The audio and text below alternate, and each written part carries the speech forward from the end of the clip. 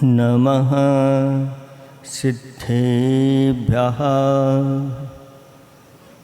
ॐ नमः सिद्धेभ्यः। ॐ नमः सिद्धेभ्यः।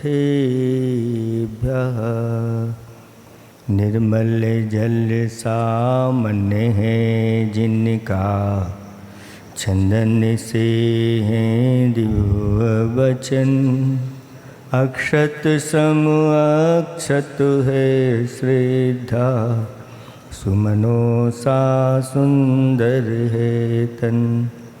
नैवेद्य चरित्र ज्ञान है दीपक, वसु विधि करते धूप दहन।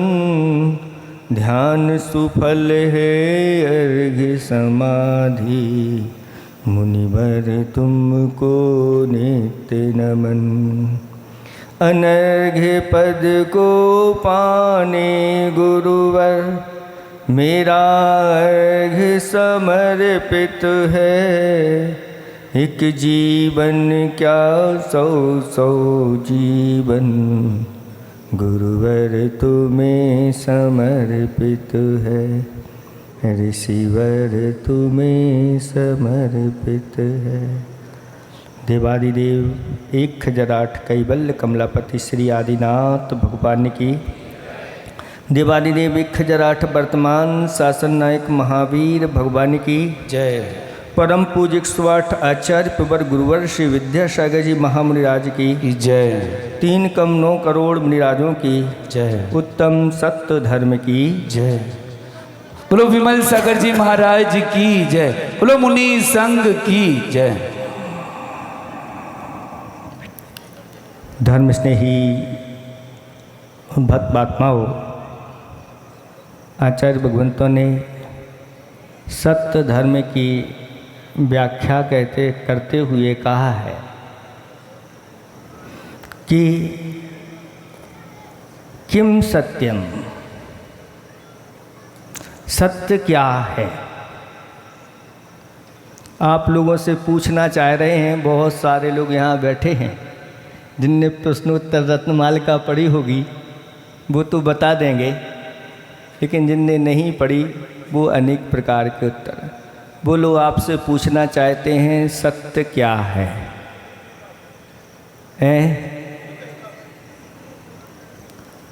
तो उत्तर दिया गया भूत हितम। इसका अर्थ क्या है भूत हितम? जिन वचनों के माध्यम से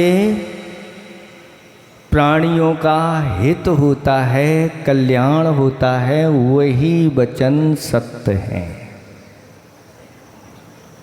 और जिन वचनों के माध्यम से अगर प्राणियों का अहित हो जाए तो वह वचन सत्य की कोटि में, सत्य होते हुए भी और झूठ होते हुए भी सत्य हो जाएगा। आप लोग झूठ बोलने की तो आदत आप लोगों को है कि नहीं? तो ऐसे स्थान पर झूठ बोलो जहाँ पर आपका वह झूठ भी सत्य की कोटि में आ जाए। सभा लगी हुई है और राज दरबार में एक व्यक्ति जो विद्वान था, धर्म से द्वेष रखने वाला था, खड़ा हो गया और कहने लगा, राजन,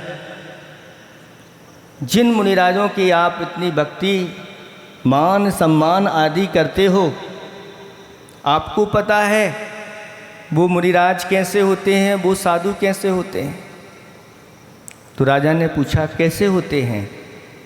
तो उसने कहा कि दिगंबर मुनि कुष्ठी होते हैं। क्या? कुष्ठी होते हैं। अब पूरी की पूरी सभा लगी हुई है और उस सभा में वहाँ पर एक मुनिराज का भक्त भी बैठा हुआ था। श्रावक श्रेष्ठ ही था और उसे पता था कि हमारे जो आचार्य भगवंत वादिराज महाराज हैं, पूर्वकृत कर्म के उदय से उनके शरीर में कुष्ठ व्याधि हो गई है। लेकिन इस व्यक्ति ने ये कहा है कि जो दिगंबर साधु होते हैं वो सभी कुष्ठी होते हैं, उसको सहन नहीं हुआ और खड़े होकर के कहा कि ये झूठ बोल रहा है।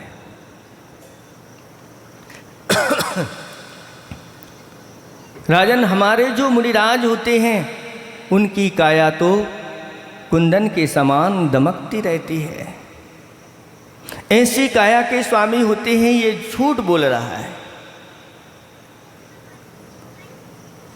राजा ने कहा किसका निर्णय कल होगा, और सभा विसर्जन हो गई, विसर्जित। अब उस सेठ ने झूठ तो बोल दिया था,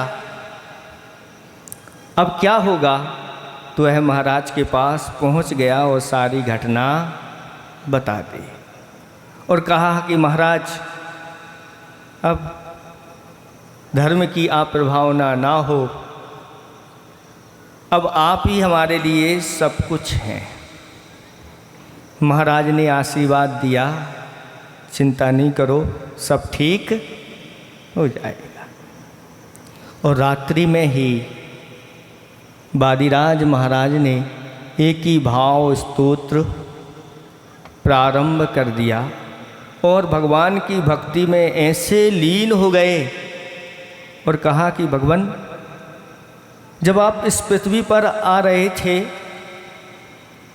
उसके 6 माह पूर्व ही इस पृथ्वी को स्वर्णमय बना दिया गया था, क्योंकि जब गर्भ कल्याणक होता है तो उसके 6 माह पूर्व से ही वहाँ पर स्वर्ण और रत्न की वृष्टि होती है और स्वर्णमयी अयोध्या नगरी की रचना हो जाती है। भगवान 6 महीने पूर्व से ऐसा हो गया था। फिर जब आप मेरे हृदय में ध्यान रूपी द्वार के द्वारा आप विराजमान हो रहे हो, फिर ऐसी स्थिति में मेरा यह शरीर स्वर्ण के समान, कंचन के समान वह बन रहा है, इसमें क्या आश्चर्य की बात है। बस इतना कहा नहीं, भक्ति में ऐसे लीन हो गए और उनकी वह कुष्ठ रूपी देह स्वर्ण के समान दमकने लगी भक्ति के प्रभाव से। पूरी भक्ति हो गई। सुबह सुबह राजा और जो धर्म से देश रखने वाला विद्वान और श्रेष्ठी और बहुत सारे नगर के लोग देखने के लिए पहुँचे और जैसे ही वहाँ महाराज को देखते हैं, वह श्रावक भी देखता है और देख करके वहाँ पर उनकी काया कुंदन सी दमक रही थी, बहुत प्रसन्न हो गया। और राजा ने कहा, क्यों, यही आपके महाराज हैं? तो वह कहता है, यही हमारे महाराज हैं। और उन महाराज को देख करके राजा ने कहा, इसने झूठ बोला है, इसलिए इसको दंड दिया जाएगा। लेकिन मुनिराज कहते हैं, राजन रुक जाओ, किसी को दंड देने की आवश्यकता नहीं है। बात ऐसी है, पूर्वकृत कर्म के उदय से मुझे ये रोग हो गया और उसके कारण से इसने देख लिया मुझे और कह दिया कि जो मुनिराज होते हैं वो इस प्रकार के होते हैं। और ये मुनिराजों का भक्त दूसरी तरफ खड़ा हुआ है, उसको सहन नहीं हुआ और उन धर्म और धर्मात्मा की रक्षा के लिए उसने कह दिया, नहीं मेरे महाराज, तो आज रात्रि के पूर्व में मेरे शरीर में कुष्ठ रोग था, लेकिन उस भक्ति के प्रभाव से मेरा ये शरीर कुंदन के समान हो गया। फिर भी थोड़ा सा अभी उंगली में बचा हुआ है। तब राजा इसको सुनकर के बहुत प्रभावित हुआ और जय जयकार हो गई जिन शासन की एक झूठ बोलने से। सुन रहे हैं आप लोग? हाँ, झूठ नहीं बोलना, हम तो बिल्कुल सत्यवादी हैं। वो महाराज तो ऐसे ऐसे काम कर रहे हैं। ऐसा अगर सत्य बोलोगे तो वो भी असत्य की कोटि में आएगा। कुछ लोग ऐसे होते हैं गांव में, नगर में, कि संघ आया हुआ है, संघ की वैयावृत्ति सेवा तो दूर, और एक गोष्ठी तैयार हो जाती है और वो महाराज ऐसे करते हैं, वो महाराज ऐसे करते हैं, आदि आदि आदि आदि। उनके गुणों को देखने वाले बहुत दुर्लभ होते हैं। हमारे आचार्य भगवंतों ने कहा कि कौन सी ऐसी चीज़ है जिसमें कोई गुण ना हो? कोई ना गुण किसी न किसी वस्तु में होते। संसार में जितनी प्रकार की भी वनस्पतियां हैं ये सब औषधिमय हैं। कहते हैं गधे के पास भी बहुत सारे अच्छे अच्छे गुण होते हैं। कौन से गुण होते हैं? परिश्रम, श्रम करना। आचार्य भगवान कहते हैं आधा भोजन, दुगना पानी, तिगनी हंसी और चौगनी श्रम होना चाहिए। जो व्यक्ति श्रम से डरते हैं वो व्यक्ति प्रमादी कहलाते हैं। इसलिए श्रम से गधा, चाहे गर्मी हो, चाहे सर्दी हो, चाहे बरसात हो, वह तैयार रहता है श्रम करने के लिए। बक जानते हैं आप? बगुला अच्छा नहीं माना जाता, लेकिन बगुले के पास भी गुण होते हैं। और नीतिकारों ने कहा कि अगर ध्यान करना सीखना है तो बगुले के समान। मतलब अंदर से बगला काला है तो आप भी काले हो जाओ?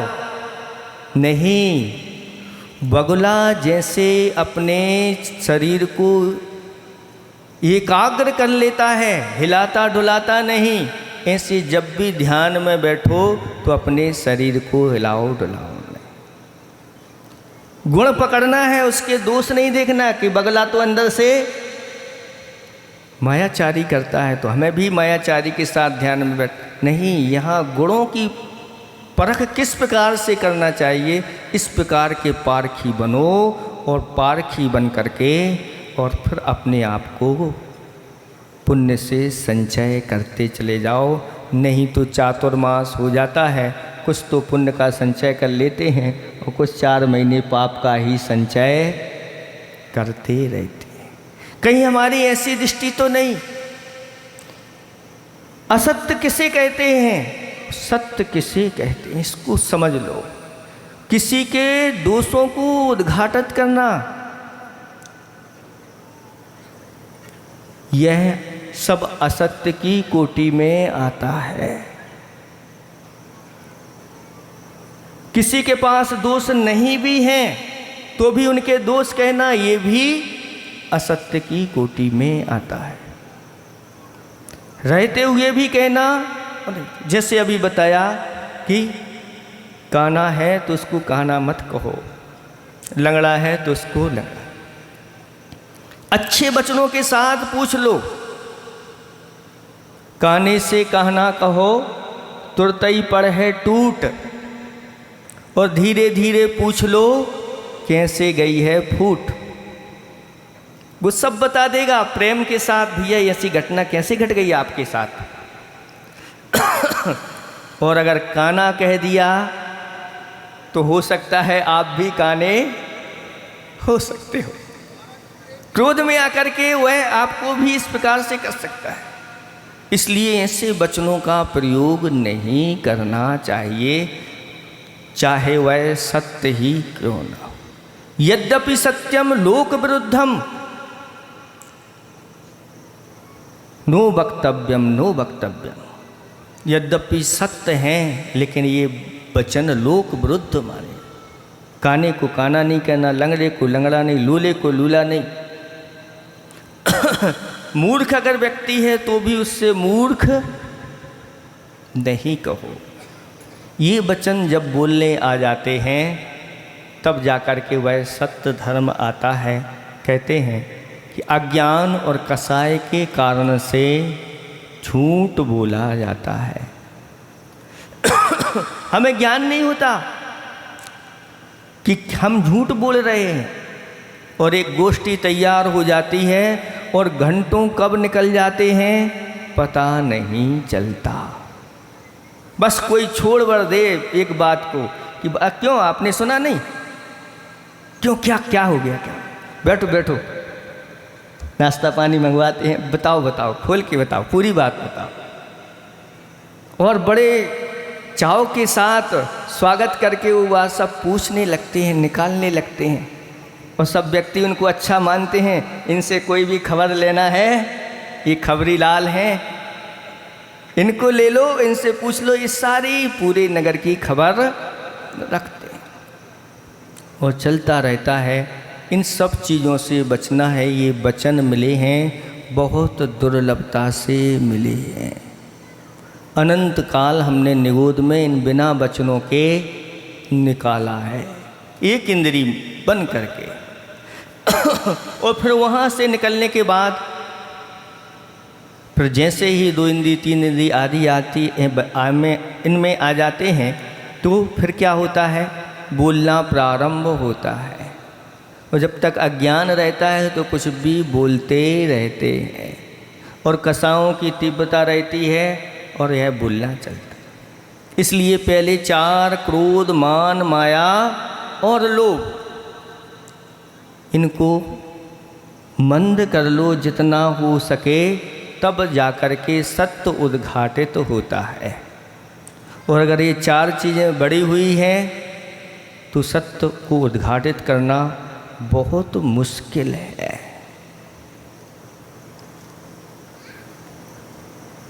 ऐसे प्रवचन चल रहे थे और सब लोग सुन रहे थे और सबने नियम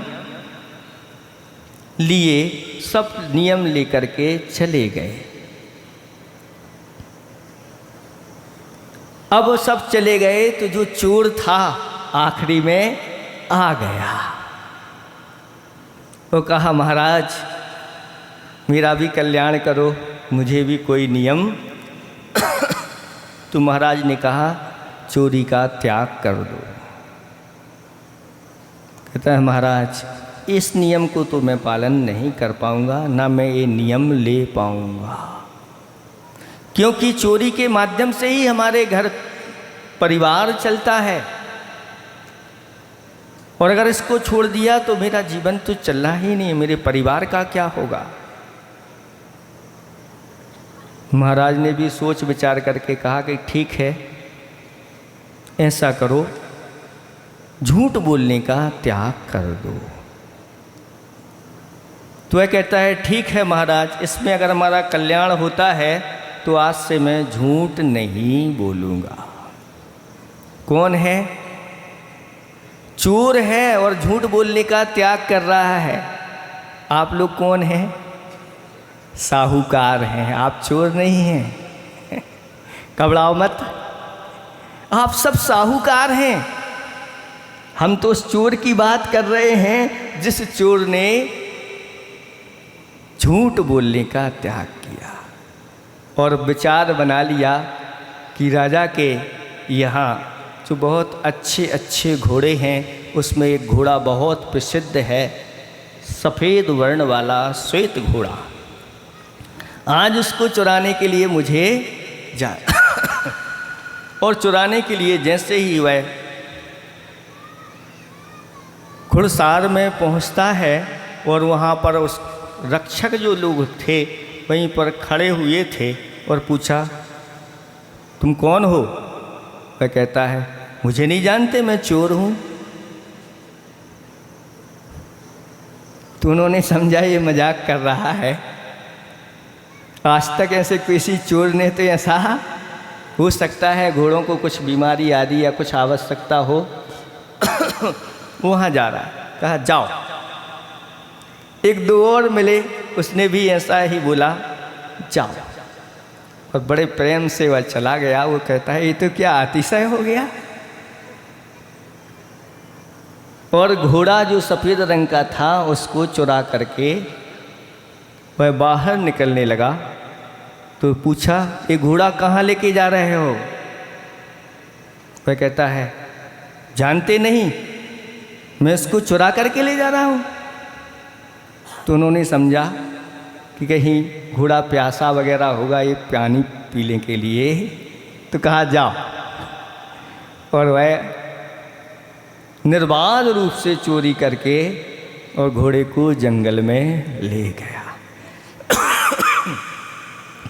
सुबह सुबह सब में खबर फैल गई कि घोड़े की चोरी हो गई, और जो रात में आया था वो वास्तव में चोर था, लेकिन सत्य बोलने के कारण से वह बच गया। वो चोरी करने में भी सुविधा हो गई। महाराज ऐसा नियम हम भी ले लेते हैं कि अगर मान लो सत्य बोलने से और हमारी चोरी अच्छी होती है, बोलो, तो ऐसा नियम चाहिए क्या? आप ऐसा नहीं करना, नहीं तो हम महाराज हम तो सत्य बोलेंगे लेकिन चोरी अच्छी करेंगे नहीं। जो वचन पाप के लिए कारण बनते हैं वो वचन सत्य की कोटि में नहीं आते। और सुबह सुबह जब हल्ला इस प्रकार का हो गया, सब जगह खबर फैल गई, तो राजा ने आदेश दिया पकड़ के लाओ वह कहाँ है। और ढूंढना प्रारंभ हुआ, और जंगल में यह एक स्थान पर जाकर के इसने घोड़े को बांध दिया और एक वृक्ष के नीचे जाकर के अच्छे से सो रहा था। और पहुंच गए ढूंढते ढूंढते, और पूछा क्यों तुम चोर हो क्या? कहते हैं हाँ मैं चोर हूँ। तो घोड़ा तुमने चुराया है? हाँ मैंने घोड़ा चुराया है। कैसे रंग का घोड़ा था वो? मैंने सफ़ेद रंग का घोड़ा चुराया है। कहाँ पे है वो घोड़ा? वो वहाँ पर बंधा हुआ है, जाओ देख लो। इस प्रकार की वार्ता चल रही थी, और वहीं पर एक वन देवता भी इसको सुन रहे थे कि ये सत्यवादी चोर है और अब इसकी परीक्षा करना है। और जैसे ही वो लोग वहाँ गए और उस घोड़े को देवताओं ने सफ़ेद के स्थान पर लाल कर दिया, और देखा ये घोड़ा तो लाल है। वो वापस आ गए, आप तो कह रहे थे हमने सफ़ेद घोड़े को चुराया है। हाँ मैं सत्य बोलूँगा, मैंने सत्य बोलने का नियम लिया है, मैंने सफ़ेद घोड़ा ही चुराया, एक लाल नहीं। मतलब किसी प्रकार से उसके अंदर कोई मायाचारी नहीं आई। तब उस देवता ने प्रकट होकर के उसको बहुत सम्मान दिया और कहा धन्य हैं ऐसे लोग भी जो चोर हो करके भी सत्य बोलते हैं। और राजा के सामने उसको प्रकट कर दिया, और राजा के सामने सब कुछ उसने ठीक ठीक बता दिया। तब राजा भी उसके ऊपर प्रसन्न हो गया और कहा कि इसको इतना धन दे दो कि आज से ये कभी जीवन में चोरी, और इतना धन उसको दे दिया, उसने चोरी का भी त्याग कर दिया। ये होते हैं सत्य वचन। सत्य वचन की क्या रक्षा होना चाहिए। ऐसा एक व्यक्ति हमारे पास यहीं पर जैनेतर व्यक्ति आया, यहाँ का नहीं दूसरे स्थान का था, और कहता है महाराज हम व्यापार तो करते हैं, लेकिन व्यापार में हम ईमानदारी से व्यापार करते हैं। क्या करते हो? पहले हमने सोचा कि ज़मीन आदि लेकर के उस पर बहुत सारे ऐसे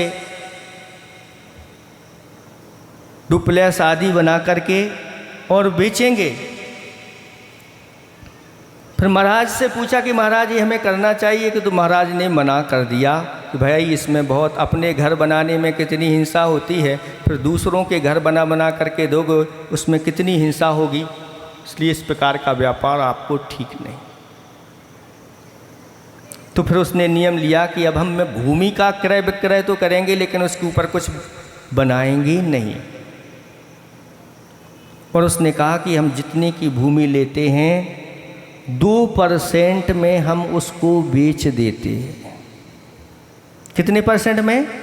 2% में। और उसको बता करके कि भैया हमने इतने की ली है, इतने की ये पड़ी है, इसमें हम 2% मुनाफा ले रहे हैं, आपको चाहिए हो तो लो, नहीं चाहिए हो तो नहीं लो। अरे ऐसी भूमि कौन नहीं लेगा? और उसकी भूमि इतने जल्दी बिकती है कि पहले से ही लोग कहते हैं भाई है क्या आपके पास? अगर ऐसा नियम आप लोग कर लो तो सत्य धर्म आपके जीवन में भी आने में देर नहीं लगेगी। आप जो व्यापार करते हैं एक नियम बना लो अपने जीवन में कि इतने % हमें इसमें लेना है। हैं? महाराज हमारा क्या होगा, फिर आपका क्या होगा, उसका क्या होता होगा, ये भी तो देखो। नियम बना लो कि इतने % लेंगे, इससे ज़्यादा नहीं, एक रेट की हमारी दुकान है। ऐसे लोग भी हैं जो एक रेट रखते हैं और सबसे ज़्यादा दुकान उनकी चलती है। लोग लाइन लगा करके खड़े होते हैं और जितना लिख दिया उतना ही आपसे चाहिए, कम नहीं। लोग कहते हैं लो, भाव नहीं करना, सीधी पर्ची बना करके देना, क्योंकि उनको विश्वास है कि ये सेठ जी जो हैं कभी कम बढ़ नहीं करते। और जैसे ही आपने किसी दिन कम और किसी दिन बढ़ कर दिया, समझ में आता है सेठ जी हैं, ये हमारे लिए ठगने के लिए तैयार हैं, हमें से नहीं ठगाए जाएंगे। 1000 जैसे अभी कहा था कि 1000 से चालू आप होते हैं और वो ग्राहक है वो 100 से, और दोनों आकर के बीच में तैयार हो जाते हैं और आधे आधे में सौदा। फिर भी वह ग्राहक कहता है कि क्या पता इसने कितने विश्वास नहीं होता, भले वो आपने बराबर में चीज़ दी होगी तो भी वह को विश्वास नहीं कि सेठ जी ने इसमें कितना कमाया होगा। लेकिन जो ईमानदार होते हैं, कहना ही क्या, ऐसी अगर ईमानदारी आ गई तो घर में धन की कोई कमी आने वाली नहीं है। क्योंकि जो झूठ बोलने वाले होते हैं धीरे धीरे उनका धन समाप्त हो चला जाता है, अथवा नहीं भी हुआ समाप्त तो अगले भाव में उस झूठ के परिणाम तो भोगना ही पड़ते हैं। इसलिए क्यों ना सत्य बोल करके धंधा किया जाए, तो फिर कहना ही क्या है। एक आध है यहाँ पर ऐसी दुकान चलती है, एक आध कोई सेठ की अब सत्य धर्म के ऊपर प्रवचन करो महाराज, किन के लिए करें? महाराज ये सत्य धर्म तो आपका ही है, आप सुनाते रहो और हम सुनते रहें। इस कान से हम लोग सुनते हैं और इस कान से निकाल देते हैं, क्योंकि हम दुकानदार हैं। दुकानदार, दुकान है हमारी दुकान भी है, इसलिए हम एक कान से सुनते हैं, दूसरे से निकाल देते। कैसे कल्याण होगा बताओ? कोई बात किसी को कुछ बताना नहीं, कम से कम आज धारणा बना के जाना कि अपनी दुकान में हम % बनाएंगे और इस प्रकार का व्यापार करेंगे, क्योंकि लोभ का कोई ठिकाना नहीं, वह तो बढ़ता चला जाता है। और अपने वचनों का अच्छा प्रयोग करेंगे, किसी को कहने की ज़रूरत नहीं रहेगी कि मैं सत्य बोलता हूँ। सत्य के लिए शपथ की कोई ज़रूरत नहीं होती, ऐसा कहा है। सत्य के लिए शपथ की कोई ज़रूरत नहीं होती, और नदियों के लिए कोई पथ की ज़रूरत नहीं होती। जो बढ़ते हैं ज़माने में अपने मजबूत इरादों पर, उनको मंजिल पर पहुंचने के लिए किसी रथ की ज़रूरत नहीं होती। जिन्होंने अपने जीवन में सत्य को उतार लिया है, उनके लिए कोई गाड़ी की आवश्यकता, मोक्ष रूपी मंजिल पर जाना है तो गाड़ी में चलने वालों के लिए मोक्ष नहीं है।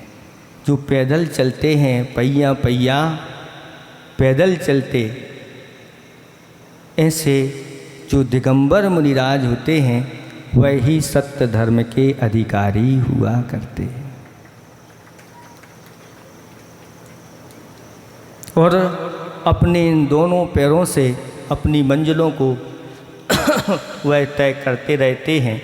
ऐसे सत्य धर्म के धारी मुनिराज होते हैं, जो 10 प्रकार के सत्य शास्त्रों में बताए गए हैं। पहला सत्य है, जिस देश में जो शब्द रूढ़ हो रहा है उसको बोलना देश सत्य कहलाता है। जैसे ऊदन महाराष्ट्र में ऊदन बोला जाता है, चावल के लिए, भात के लिए। आंध्र प्रदेश में बंटक नहीं, भातु आंध्र प्रदेश में बोला जाता है, बंटक या मुकटू कर्नाटक में। इस प्रकार के अनेक प्रकार के, कहीं भात बोलते हैं, कहीं कुलू बोलते हैं, कहीं चावल बोलते हैं, कहीं पर ऊदन बोलते हैं। अनेक प्रकार के एक ही वस्तु के नाम हैं तो भी, हाँ, आल, और कहीं लौकी, कहीं पर गड़ेलू भी बोलते हैं। लौकी के 3 नाम बताते, एक गड़ेलू, लौकी, आल। कहीं कहीं अगर वही लौकी थोड़ी सी मोटी हो जाती है, गोल सी, तो तूबा बोल देते हैं। तो अनेक चीज़ वस्तु एक ही है, ये कहलाता है देश सत्य कहलाता है। दूसरे नंबर का होता है सम्मति सत्य। बहुत मनुष्य सम्मति या कल्पना से उसी प्रकार मानते हैं जिस प्रकार से मनुष्य नहीं होने पर भी राजपत्नी को महादेवी कह दिया जाता है। महादेवी, देवी तो देवों की होती है, लेकिन यहाँ भी महादेवी कहा जा रहा है। ये भी एक सत्य है। निक्षेप सत्य होता है, जो प्रतिबिंब स्थापित किया जाता है, वह निक्षेप या स्थापना सत्य कहलाता है। जो स्थापना को नहीं मानते, उनके जीवन में कभी सत्य धर्म नहीं आएगा। एक नाम सत्य होता है, किसी का हमने नाम रख दिया शेर सिंह, तो भी उसको शेर सिंह ही कहेंगे, चाहे भली वह चूहे से डरता है, लेकिन ये नाम रखा गया तो अब सत्य की को। रूप सत्य जैसे कौआ जो है वह कैसा होता है, काला, ये रूप सत्य है। लेकिन काला ही होता हो ऐसा नहीं, वह रक्त की अपेक्षा से लाल होता है, हड्डी की अपेक्षा से सफ़ेद होता है, लेकिन फिर भी उसको काला कहा जाता है। एक प्रतीति सत्य होता है, यानी अपेक्षा लगा करके सत्य। एक छोटा बालक है, उसको छोटा कहा जा रहा है, और एक व्यक्ति आया और कहा कि ये बड़ा है, बड़ा बालक है। कैसे? आपकी अपेक्षा तो ये छोटा बालक है, लेकिन इसका एक छोटा भाई और है, उसकी अपेक्षा से ये बड़ा बालक है, ये छोटा बालक। ये अपेक्षा लगा करके सत्य कहा जाता है। तो एक सत्य होता है संभावना सत्य, कि जैसे इंद्र के पास जम्बूद्वीप को पलटने की संभावना पलटता कभी नहीं, लेकिन उसके अंदर ये संभावनाएं बैठी रहती हैं। और अगर किसी के अंदर मुनिराज बनने की संभावना दिख रही है तो लोग कहते भैया ये तो भावी महाराज, इस प्रकार से कह देते। एक होता है उपमान सत्य, उपमा देना, जैसे कह दिया ये तो सूर्यमुखी है। क्या सूर्य के समान इनका मुख है? नहीं, लेकिन फिर भी सूर्यमुखी, चंद्रमुखी आदि कहे जाते हैं। ये उपमान सत्य हैं। और एक होता है व्यवहार सत्य। जो इस व्यवहार सत्य को स्वीकार नहीं करता वो एकांतवादी हो जाता है। कैसा हो जाता है? वो शास्त्रों में लिखा है एकांतवादियों का सत्य सत्य धर्म नहीं है। और अंतिम 10वें नंबर का सत्य होता है भाव सत्य। भाव सत्य क्या है? तो कहते हैं अतीन्द्रिय पदार्थ के संबंध में सिद्धांत वचन अनुसार विधि निषेध का संकल्प रूप परिणाम, तो ये भाव सत्य है। और जहाँ पर जीवों की रक्षा के अगर भाव हैं और अगर वहाँ झूठ बोल दिया तो भी वह सत्य की कोटि में आ जाता है।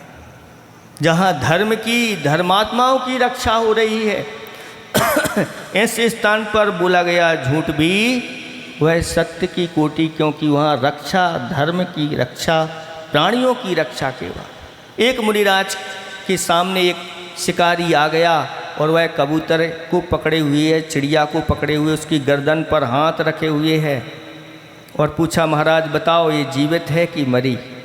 महाराज को दिख रहा है कि ये तो जीवित है। अब महाराज को सत्य बोलना है कि झूठ? तो महाराज ने कहा अगर मैंने सत्य बोल दिया तो इसकी गर्दन पे हाथ है, ये दबा देगा और कहेगा देखो महाराज आपने झूठ बोल दिया। तो महाराज ने कहा ये मरी हुई है। तो उसने ऐसे उड़ा दिया, देखो तुमने झूठ बोला, ये तो जिंदा है। महाराज कहते हमारा काम हो गया। कहाँ पर कैसे कौन से शब्द बोलना है इनकी सावधानी आप सबको रखना है।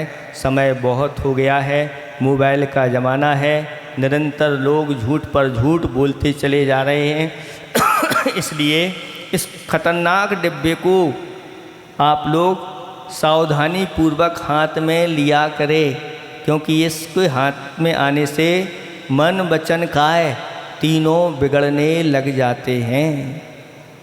और एक जो नापने वाला, एनर्जी नापने वाला व्यक्ति आया, वो कहा महाराज देखो हम दिखाते हैं आपको। एक व्यक्ति के हाथ में मोबाइल चालू था और एक व्यक्ति के हाथ में मोबाइल नहीं था, और जिसके हाथ में मोबाइल नहीं था उसकी एनर्जी नाप के दिखाई और फिर उसको मोबाइल दिया गया और मोबाइल के साथ उसकी एनर्जी नापी गई तो उसकी एनर्जी में कमी आ गई। ये सब प्रैक्टिकल करके सामने दिखा रहे हैं, इसलिए इस मोबाइल को अपने हृदय के पास आप लगा के रखते हो, इसको बहुत दूर रखना चाहिए। आवश्यकता जिस समय पड़ जाए उसी समय इसका उपयोग करना चाहिए, क्योंकि ये झूठ की सामग्री है, इसलिए इससे बचना। और भी इसके अंदर बहुत सारे पाप इसके माध्यम से होते हैं, विषण आदि भी इसके माध्यम से होते हैं। इसलिए जब तक इस मोबाइल को आप लोग अच्छी तरह से छोड़ोगे नहीं तब तक ये सत्य धर्म आने वाला नहीं है। इसलिए अपने जीवन को सत्यमय बनाएं। इन्हीं भावना के साथ अहिंसा परमो धर्म की। परम पूज्य मुनिवर श्री विमल सागर जी महाराज जी की जय। अर्घ्य समर्पित कर देते हैं। आचार्य श्री जी के चरणों में हम झुका रहे अपना माथा,